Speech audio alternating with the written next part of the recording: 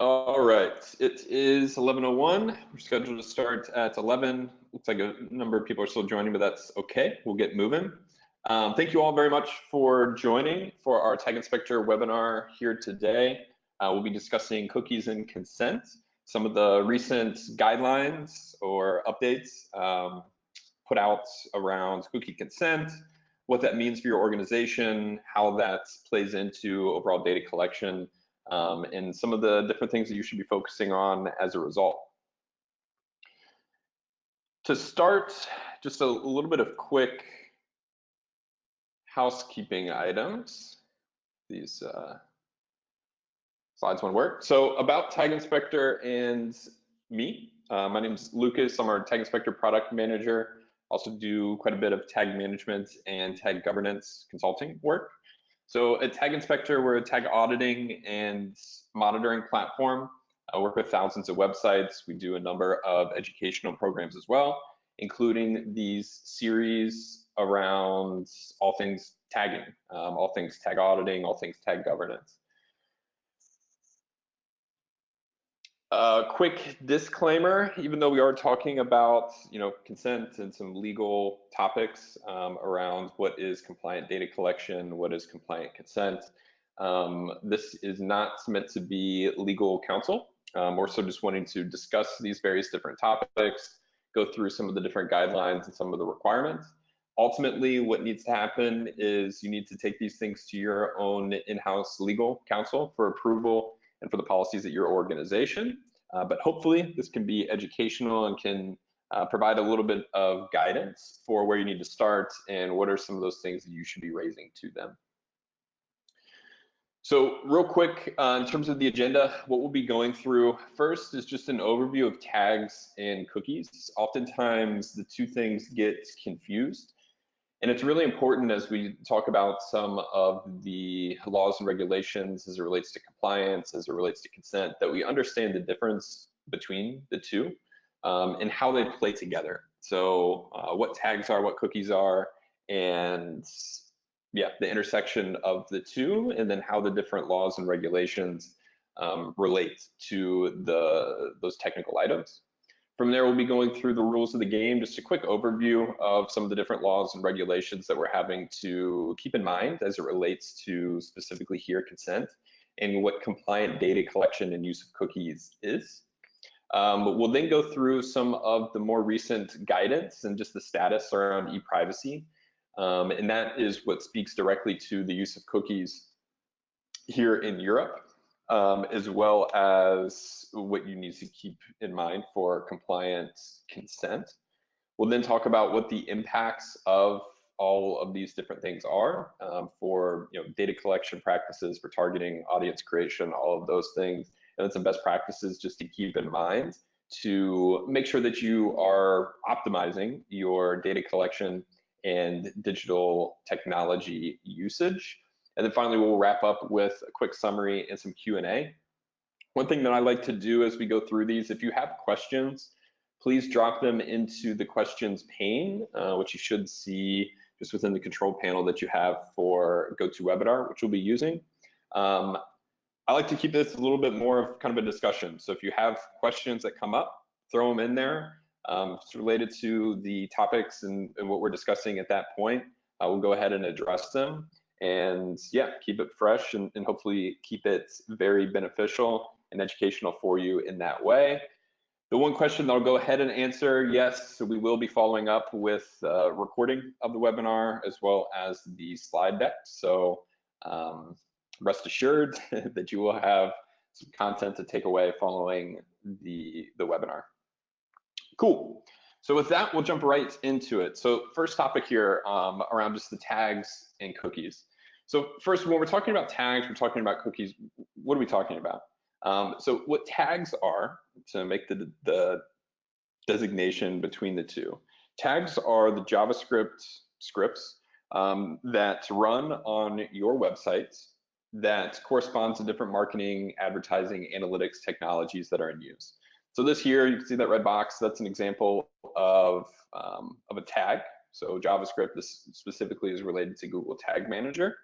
And how these work is when your web page is loaded, the browser goes through, scans everything, and those are just commands and as it's going through that, it's going to initiate those tags. What those tags do is they send a request up to the server. So say you're using Google Analytics, sends a request up to the Google Analytics server. It's going to return a full, larger script that's going to run, and that's going to collect the different information from the page, from the user, from the browser, and then send those hits up. So tags are responsible for data collection, and they're responsible for the actual functionality of the different marketing, advertising, analytics platforms that are loading on your web pages. In addition to that, well, first, just a quick example here, screenshot. This on the right-hand side of the screenshot are examples of tag requests. And those are the actual things that are sending the data up to those various different platforms and those various different servers. So this is the method through which data is being collected from your website. Now, in addition to sending up the information or the data, when tags run, they're also setting cookies on the user's browser. So cookies are just little text snippets that basically save information on the user's browser. So that might be like an anonymous ID, that might be information about like what is being saved in their shopping cart. Maybe if you have some login functionality, it might be like the username password just to keep them logged in. But cookies are not inherently data that's being collected. The data is not being processed yet. As you know, we're talking for something like GDPR. Cookies are just information to be saved, to be written, and then held on to for later on the user's browser. Here's an example here on the right side of this screenshot are a number of first-party cookies that are set there. So they live in the browser, and it's not data that's being collected at that point. Now, it's important, this designation is extremely important as we talk about consent and the different laws and regulations. So we'll go through a little bit, but things like GDPR in Europe, CCPA in the US, those are related to and speak directly to information or data that you're collecting or processing from a user. That's what the tag is sending back up to those various different platforms. Things like ePrivacy, technical protections such as like ITP, ETP, those are speaking directly to cookies and what the requirements are for the use of cookies. Now, they're related together, data that's being collected, data that's being processed, and cookies, because tags, those JavaScript snippets, are the method through which both of those things operate. So again, it's important to just to reiterate here, data that's being collected and data that's being processed is different from cookies that are being accessed and cookies that are being set. Data collected is sent to the servers, cookies are saved on the user's browser potentially for use later. And when we talk about consent, so if you're using consent, for example, as your legal basis for processing under GDPR, that relates to consent of the data that's being collected. When we talk about consent through the lens of ePrivacy, that's relating to consent to the use of cookies. So again, two separate things that are connected together due to how technologies currently work, and that both are the method through which both are being collected or set, or the method through which both are happening is via the tags on the website. So now that we understand tags, now that we understand cookies, the separation of each, as well as the method through which both of those are being collected, being used, it's now important to talk about what I call the rules of the game.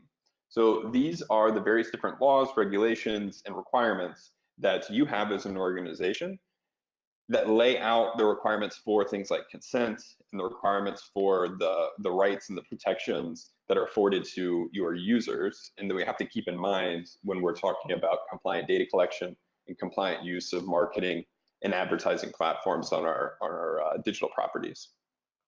So in terms of the rules of the game, what are these? Really the big ones to keep in mind is going to be for the US and really globally, because global organizations are going to have a presence in the US, is going to be CCPA, or the California Consumer Privacy Act. Again, this speaks to the rights of users or afforded to users with respect to their personal information, what you can do with that, transparency into personal information being collected, how it's being used, shared, sold, all that. This law goes into effect January 1, 2020. Enforcement begins for this law July 1 of 2020. The second main requirements or legislation that we need to keep in mind for any users or any organization with users in the EU or web presence in the EU is GDPR. This is currently in effect. It's been in effect for over a year now, and many organizations, well, all organizations that have a global presence should be aware of this. The next one that we're going to talk about are ePrivacy directives. These are currently in effect, and these are the cookie laws that are in place. And these are currently country specific. They're working on what they're calling the ePrivacy regulation, which is seeking to codify all of those individual member state requirements and member state directives. And we'll talk about some of the requirements as they're outlined within the most recent draft when we get to that section on just ePrivacy guidance. Other things to keep in mind as it relates to data collection, the use of cookies and consent is also different technology initiatives that are being rolled out by browsers, by these technology vendors through which users are accessing your website. So many people are probably familiar with Apple, their ETP. That initiative is really the most widespread, the one that has the largest effect. We'll speak a little bit to what exactly that is trying to protect against or the restrictions there.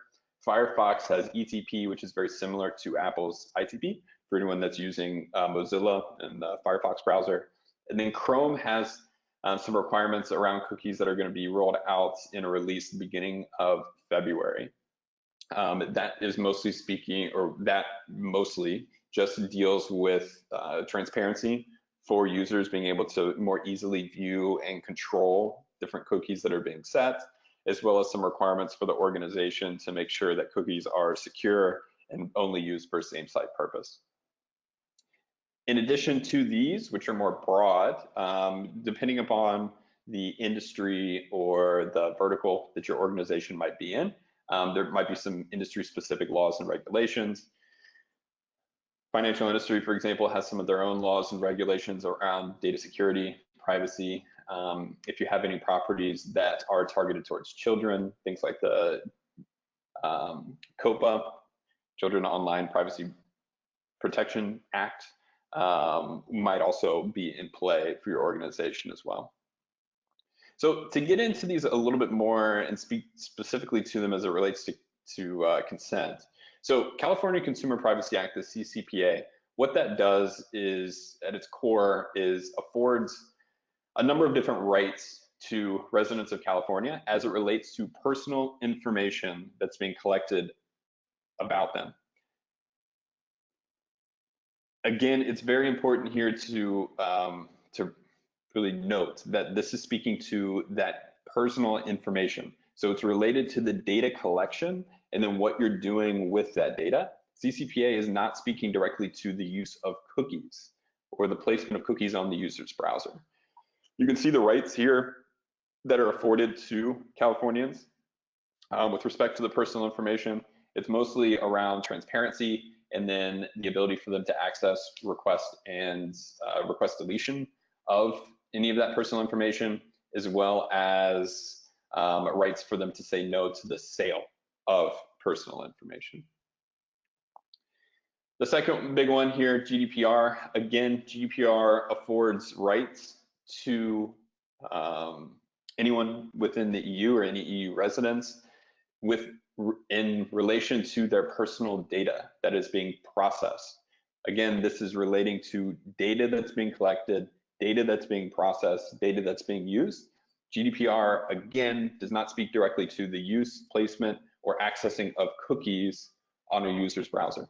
You can see here the kind of core 8 rights that are afforded to users. There's a lot of requirements that kind of fall under these. But one thing as it relates specifically to consent is that users, you must have, as an organization, a legal basis for processing any type of personal data that is being processed from users. Processing includes collection. It's anything that you're doing with any personal data point. And one of those legal bases for processing that could potentially be in use by your organization for marketing advertising data would potentially be consent. Now, the requirements for consent under GDPR are that it must be unambiguous, specific, and informed. So what that means is just that consent to data processing or the processing of personal data, if that's your legal basis for that processing, must be explicit. No pre-ticked checkboxes. User must explicitly be saying, yes, you have my consent to collect this information. We'll get into some of those consent requirements a little bit more here as we move forward. Again, GDPR CCPA related to data collected. ePrivacy directives are relating to cookies. So the placement, the use, the accessing of cookies. These are the things that are speaking directly to the use of cookies. One thing that I often run into in speaking with clients and partners about some of these different privacy laws and about consent is that they'll start talking about, well, I can't use these cookies, or I require consent for these cookies due to GDPR. GDPR speaks to data being collected, but it does outline very specific requirements for what valid consent means. It's not a given that you're using consent as your legal basis for processing of marketing and advertising data. You could be using legitimate interest as outlined within the GDPR text. If you want some more information specifically about the GDPR and the requirements for consent, there are a number of resources already on the Tag Inspector website that might be helpful in that regard. But as we talk about cookies, again, these are the ePrivacy directives. So what this is, it's a long-standing directive that was put out here in the EU that just requires all the various different member states to pass their own laws and regulations with respect to the use of cookies. And all of that really comes down to transparency and then consent requirements. These requirements, as of today, are going to be different. It's going to be country specific. Here are a few just examples of some different country requirements. The UK, and one thing we'll be talking about is the actual ICO guidance as it relates to this. But in the UK, consent must be freely given, specific, and informed, an unambiguous positive action. Basically, what their clarification and guidance did, the ICO, which is the kind of the governance body in the UK, tied the requirements for consent in consent of a user for you to be able to use cookies or place cookies on the browser, tied those requirements to those as they're outlined within GDPR. Again, other countries have some different requirements. The best means of accessing the most recent requirements for each country is to visit each country's specific governance body's website. In addition to these laws and regulations, we also have some technical measures that are in place. So as mentioned before, the biggest one is going to be ITP. The most recent iteration of ITP is 2.2. Basically what it does is makes third-party cookies realistically unusable.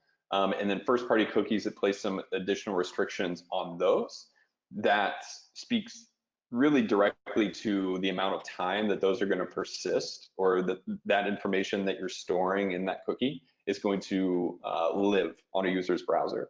So for any first-party cookie, at most, the expiry date on that is going to be 7 days, which means that a cookie is only going to be present on a user's browser for 7 days. And that expiry could be only 24 hours if the user is coming to your website from a known advertiser domain, and if that link has query string parameters. which are just some additions of information that can be appended to a link that are going to help with things like analytics, for example.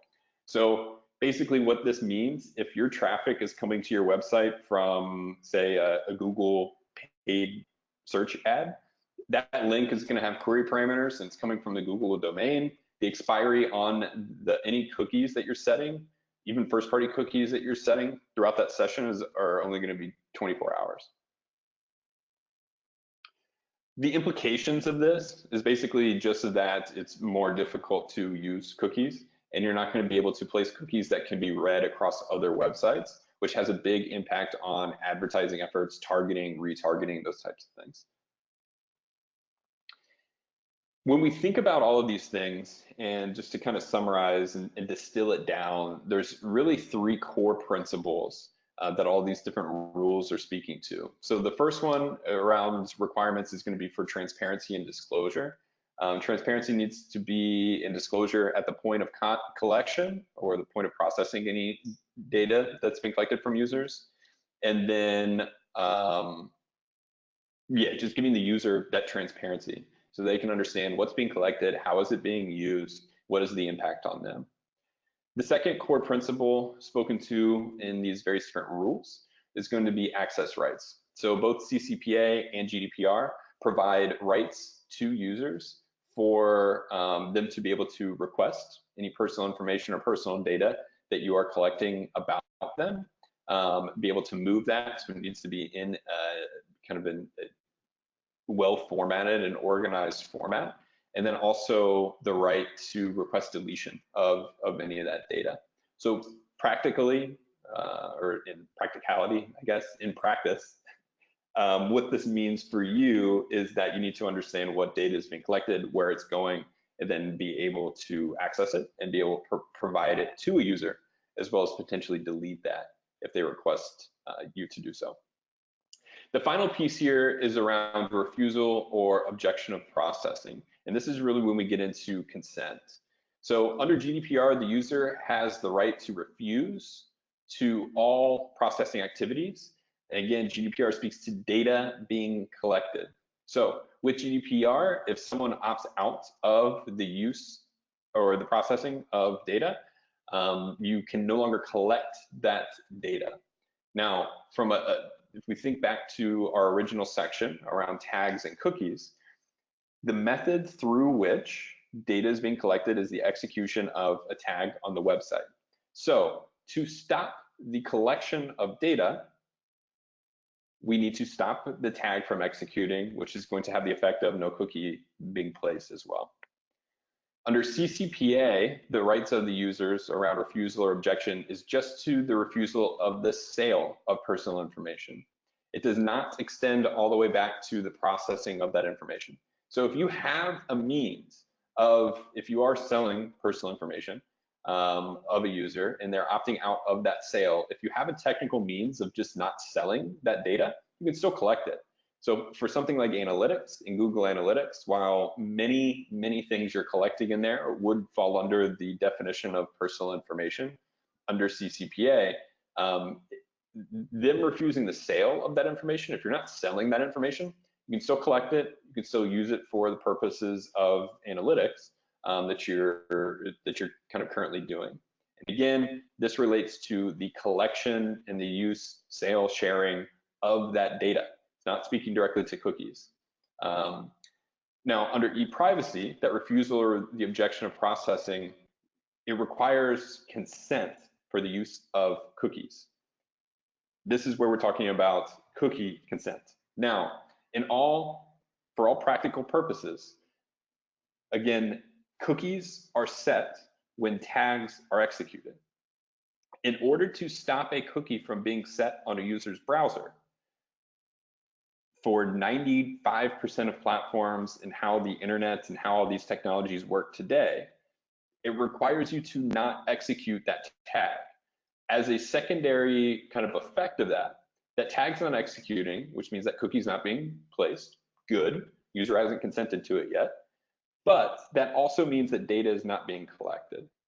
So that's where these cookie laws and these different requirements and the more stringent readings of these laws, now requiring explicit consent in many cases, are also impacting things like your web analytics.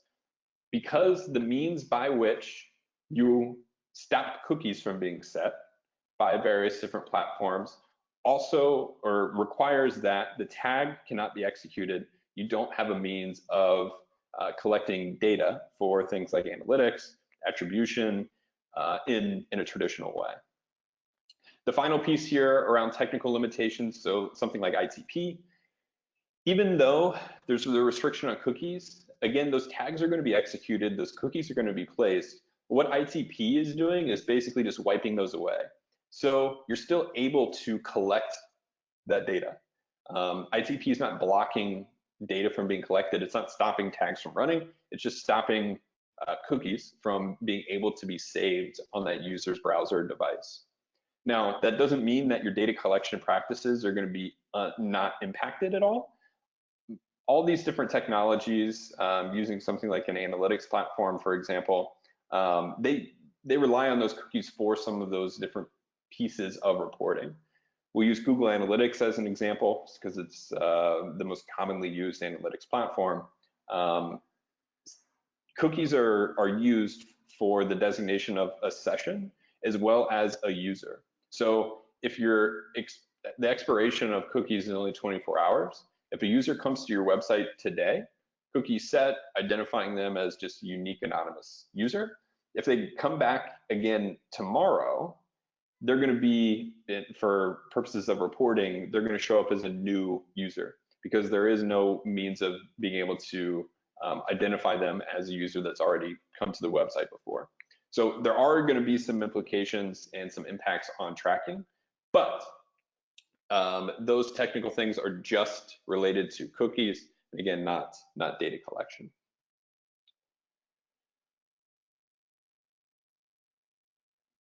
Cool. So those are the practical requirements and kind of the rules of the game. Now, let's speak to the ePrivacy, some of the guidance. So these ePrivacy laws, these cookie laws, and as it speaks to requirements for consent to the placement and accessing of cookies, they're constantly, well, I shouldn't say they're constantly changing. The laws are not changing. The laws are staying as they are. Well, literally, the actual words are not changing, but the interpretation of those laws is evolving, and new guidance and new requirements or interpretations are being put out by various different governance bodies in some of these different countries, as well as mentioned before, ePrivacy, they're working on codifying all of these so that there's a standard across all the EU, as opposed to individual countries having their own rules and requirements. So in this section, we'll speak to some of the more recent developments and then what that means for consent. So the first thing I want to go through here is just the current iteration or the current draft, most recent draft update to the ePrivacy regulation.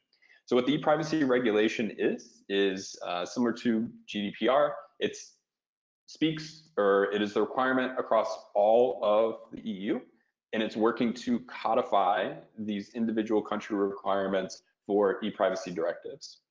One of the main things in here is it's putting forth the requirements for consent. One thing within the first item to really note within the most recent draft is that the definition of consent, or the requirements for consent, it is tying it to the requirements as outlined within GDPR. So the wording within GDPR for consent of data subject means any freely given, specific, informed, and unambiguous indication of the data subject's wishes by which he or she, by statement or by a clear affirmative action, signifies agreement to the processing of personal data relating to him or her. So again, GDPR relating to data collection, but it's giving you very, very specific requirements for consent.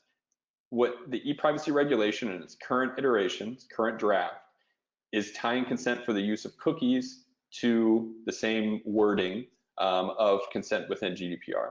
So this is explicit, unambiguous consent. You will not be able to set cookies prior to a user explicitly accepting the use of the placement of those cookies. The implication here for data collection, again, is that the method through which you stop cookies from being set is by stopping tags from being run, which also has the secondary impact of data not being collected. The second thing to really note here within the draft is that the draft explicitly indicates that consent can be obtained by appropriate technical settings of software. This is a question that we get very, very often, is that can consent be granted to an individual software provider and then applied across various different websites? In its current iteration, it is explicitly stating that yes, that is the case. So for purposes of, say I'm using like a marketing platform, or sorry, an advertising platform, as a user, I have consented to, within like the terms, within my own personal user account with that particular platform, that yes, they can personalize advertising and target that to me.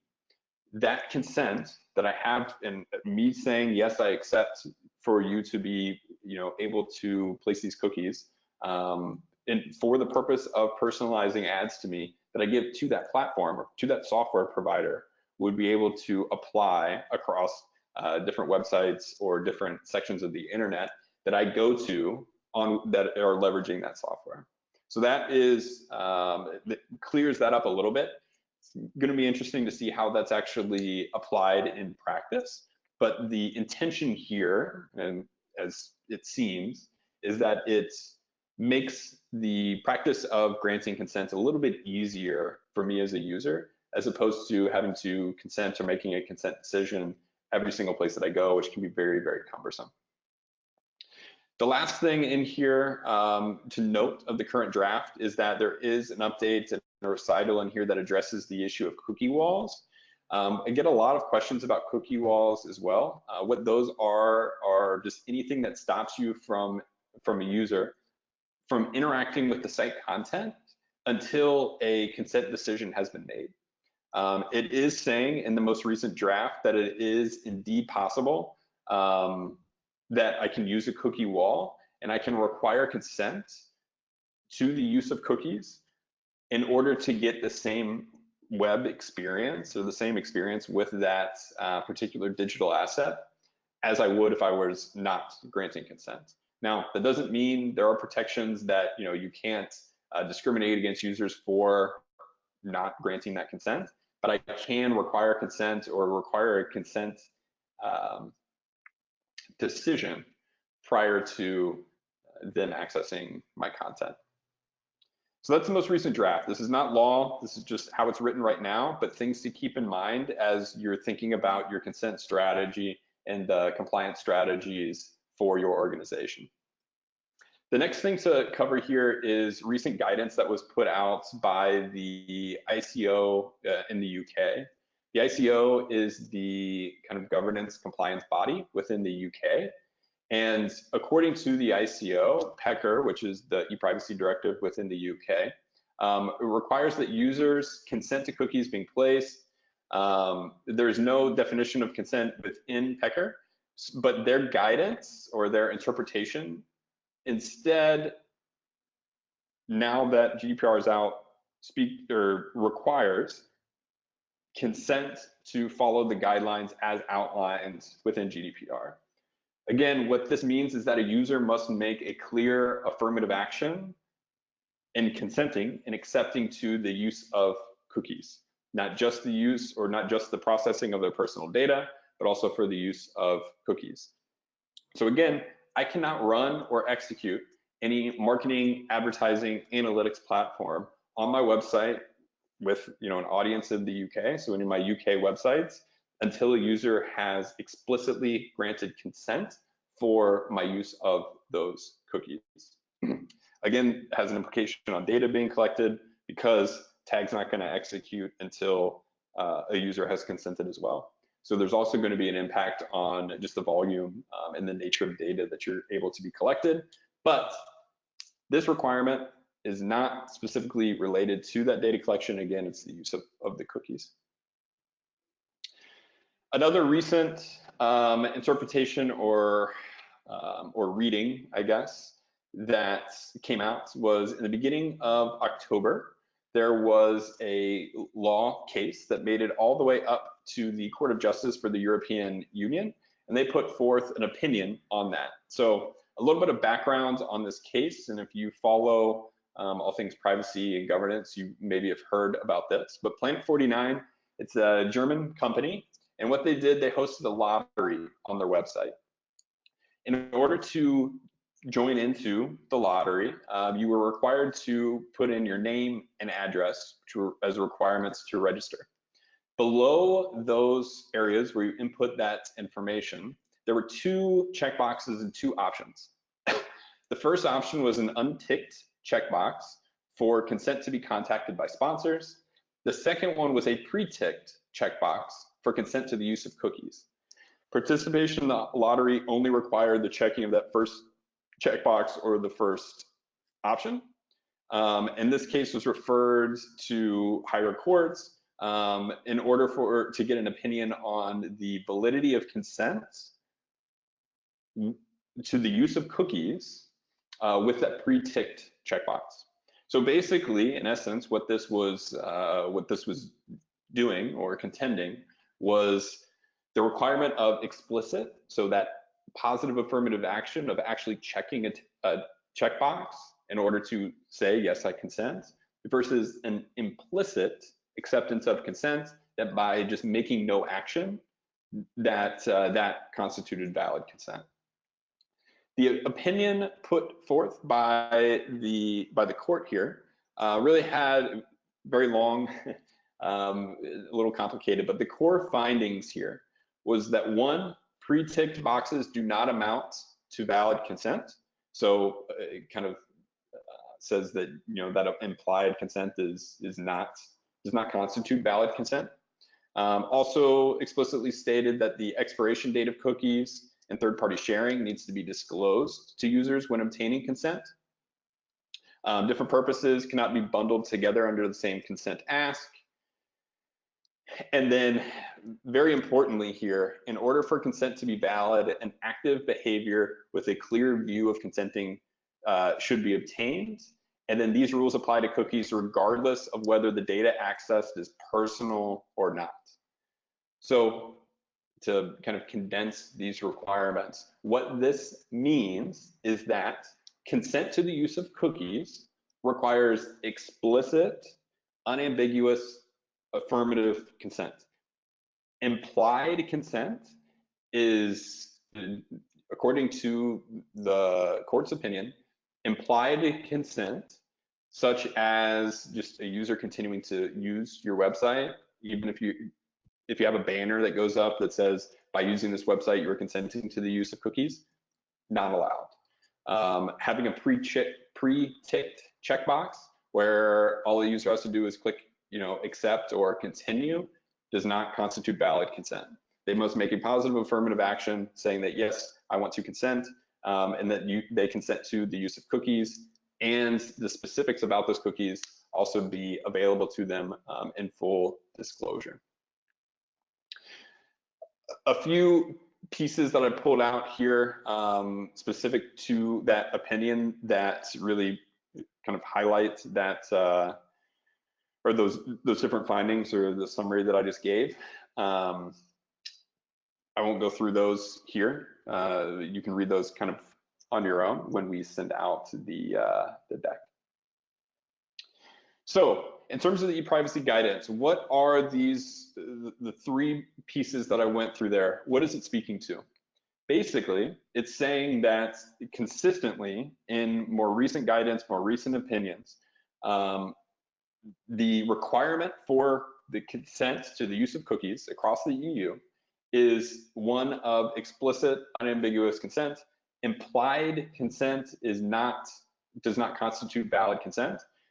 which means that we can't place access cookies until a user has consented to that activity or to that action. The implication here, again, around data collection, and I know I've said it a couple times, but just to really kind of drive it home, in order for cookies to not be placed, so for us to not place cookies until a user has consented, that means, from a practical standpoint, that we cannot execute tags in their kind of current form until that consent happens. Byproduct of that is that data is not being collected. Those platforms are not going to be running on your website. So analytics, Google Analytics is not going to be collecting information. Anything that's using cookies, so like maybe A/B testing platform, things of that nature that are leveraging cookies, cannot be run until that consent is given for the use of those cookies. So what is the impact on this? And then also kind of current status. What do we need to take away, and what do we need to consider as we're thinking about our consent mechanisms and data collection and governance on our websites? The first item is just around consent considerations. We've covered that. It's just the requirement for explicit consent in order to place cookies and access any cookies. We also need to have those consent considerations as it relates to data being collected. So again, ability for users to opt out. And if we're using consent as our legal basis for processing of data for GDPR, again, it's still that explicit, unambiguous, positive, affirmative consent. One thing that can be a takeaway for your organization, these requirements, they're not easy. And from a technical standpoint, one thing that can really help significantly with managing the consent experience, as well as managing the just saving or the documentation around consent that users are giving, is the use of a consent management system. There's a number out there in the market that can really help with this. But basically what these do is it allows you to manage the banner that's showing up for users and manage the content and the disclosure, the transparency of various different cookies that you're setting, as well as data that's being collected, and easily give users a very easy ability to access your privacy policy where they can get more specifics. What this also allows you to do is collect that consent. So on like a banner or even a full page blocker, it allows users to make those consent selections. And then these are also providing some indications that you can use to then run or execute tags and collect data once those consent indications are made. But consent management systems, if you're not using one now, highly recommend looking into it or developing something yourself for your website. All of these things also, and one of the questions that's constantly getting more recently is around cookieless data collection. So as we kind of walk through the rules of the game, GDPR, CCPA, those big legislations speak directly to data collection. One huge concern with like analytics, attribution, any of those items is that by not being able to place cookies, as mentioned, the tags can't run, so data is not being collected. So how do we potentially decouple those two things and still collect data, but not place cookies? Now, there's going to be an implication there similar to what we had talked about for the ITP, where it's going to make some aspects of the functionality of those different platforms a little bit more difficult. Attribution is going to be more difficult outside of just like last click for a conversion that's related or happens within the same session as them entering your website, and also being able to identify users across sessions or across different points in time. Those become difficult or impossible without cookies, as well as things like audience creation and then targeting in a programmatic manner. also becomes very difficult or impossible without cookies or other unique identifiers similar to cookies that would be placed on a user's browser. But there is still that possibility of being able to collect data so that you can still evaluate how are users interacting with your website, what do conversions look on your website, and I do see that as something that is becoming more pressing, and we'll definitely be seeing and hearing much more about that here in the future. But it also requires a change in a strategic kind of thinking as we're thinking about advertising, as we're thinking about analytics, is really doubling down on understanding who your customers are, and then using that more intimate knowledge of your high value customers in order to target them in a more contextual manner, as opposed to in that programmatic manner that is reliant on cookies and identifiers. Next thing, in terms of just implications, one thing to really keep in mind and that you need to really address in order to be able to meet these requirements for consent and for data collection is around tag management policy and processes. Need to have really good tag management policy, governance policy, as well as processes for the introduction of new platforms, for auditing and understanding what's being collected now to make sure that cookies aren't being placed, cookies aren't being accessed for those users where these requirements are in place until consent has been given. Same thing with policy for any new platforms, any new tags being added to your website, making sure that they're following the rules of consent, and being able to identify where impacts of these different changes in the methodology for which we need to address this technology is happening. Another piece here is around just accountability. So within your organization, with your vendors, making sure that they're following these rules of the game, making sure that you are following these different requirements and these new guidelines for consent. And then also finally, a piece just around ongoing monitoring. One thing we work with the Tag Inspector, many organizations on first going through auditing, what data is being collected, what platforms are in use, what cookies are being set, what platforms are responsible for the placement of those cookies, which then informs that technical architecture for how do we manage consent, how do we make sure that we are properly following the consent guidelines prior to the execution of tags, prior to the placement and accessing of cookies by those different tags, and prior to data being sent and collected. As you go through that process, initially you can go through, you can audit everything, you can put forth the technical architecture and everything's going to be clean. But as time goes on, as requirements change, as some of these opinions or the guidance potentially changes from these different governing bodies, as new platforms are added to your website, things can go awry, and they often do. And there's a big need for ongoing monitoring, making sure that issues aren't popping up, because at the end of the day, a compliance violation, a violation of GDPR, a violation of some of these other laws and regulations is very costly to your organization. It also erodes consumer trust, which is really a core tenet and something that's going to be necessary in order to be able to gain that consent of users for any type of analytics, marketing, and advertising activities.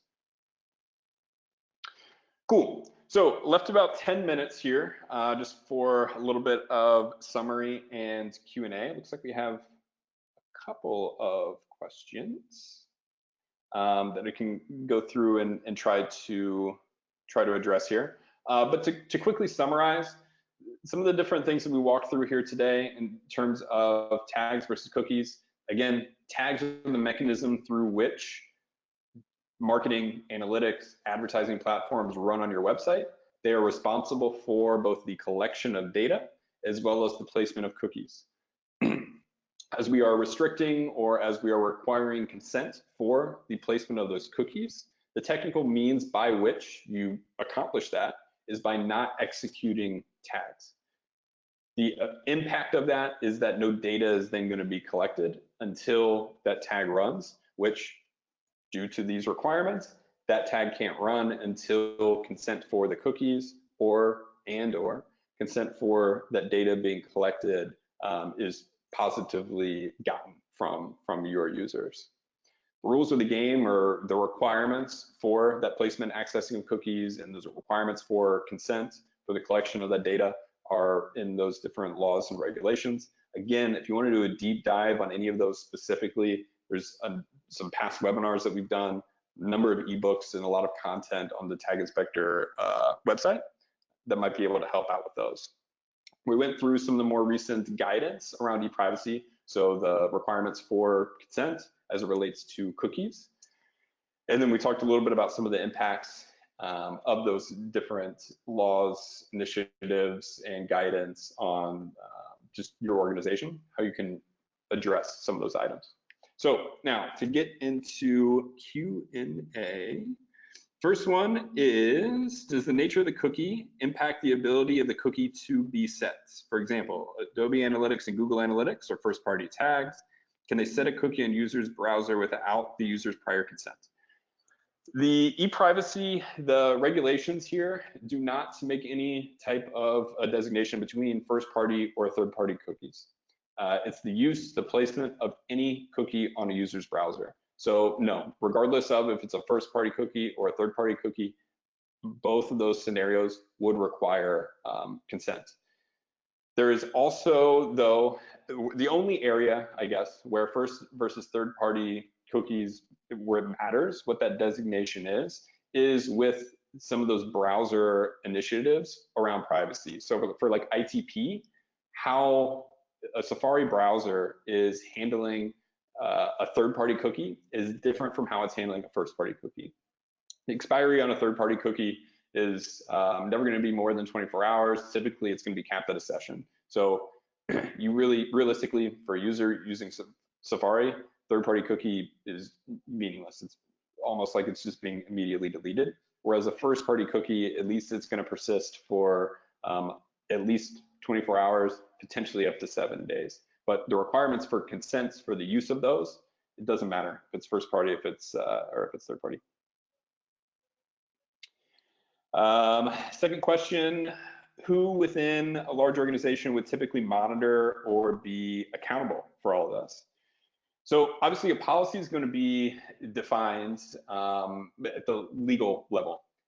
The problem that we run into, and what I'm hoping to be able to accomplish with webinars such as these, is to educate more of the technical audience on some of these different legal requirements, as well as to educate more of the legal audience on technically how some of these things work. Ultimately, the requirements of the on us for the following of laws, regulations is going to be more of a legal item, but the responsibility for doing so or for implementing these technical measures is going to fall on the IT team. So we need to be able to bridge the gap between the two and be able to understand the implications of these different requirements on the actual technology stack that we're using, and then put in place the proper technical safeguards and the proper technical architecture in order to make it happen.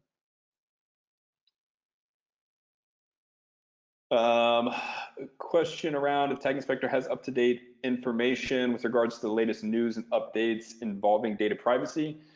For any as they relate to tags, cookies, or like technologies, yes, typically we will be trying to summarize a lot of those things. We have these webinars very regularly in order to try to update and educate on the implications of these different changes. In terms of just like pure news updates, we're not putting out always immediately for just changes in ePrivacy or judgments or anything like that that's handed down.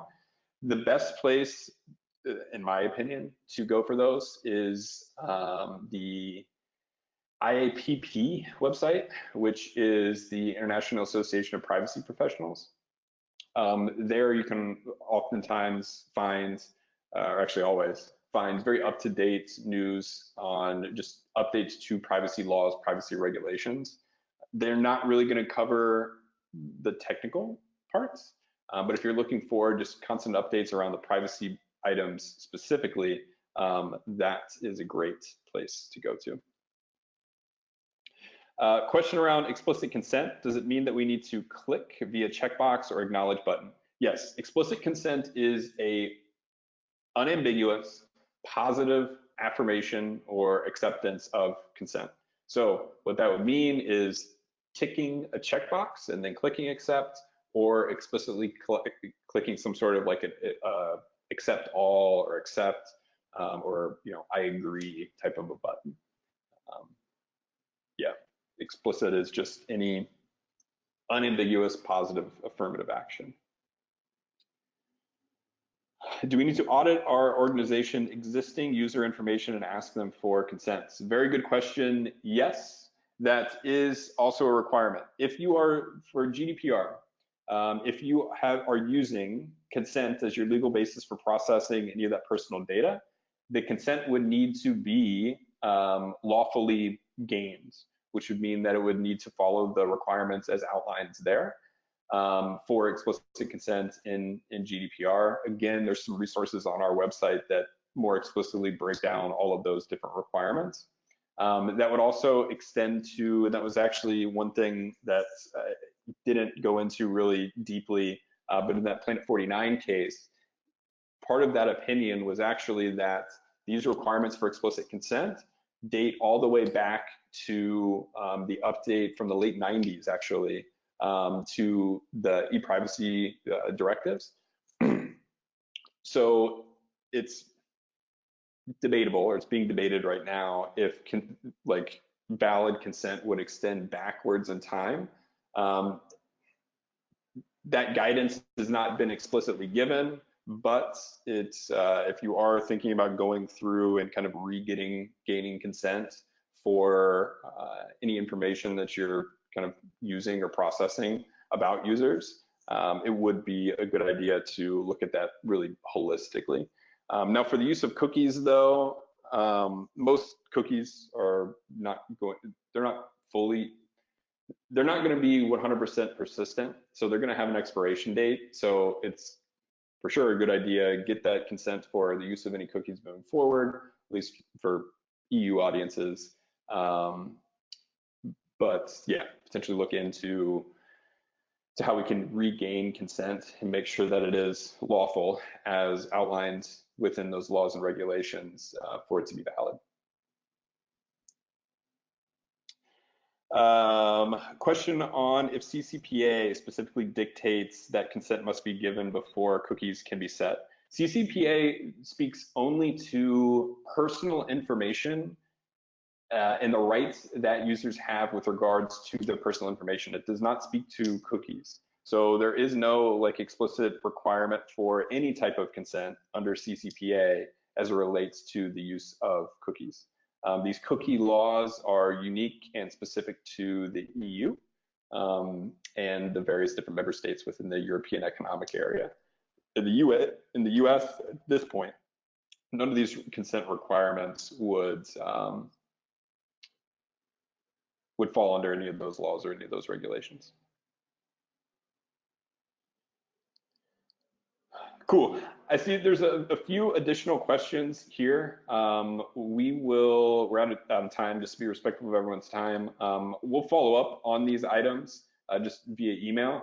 As always, please let us know if you have any questions, any additional items, or if you need any help with this. We'd love to discuss how we might be able to do so. So thank you all very, very much for attending, and hopefully we will see you on future webinars. Thank you.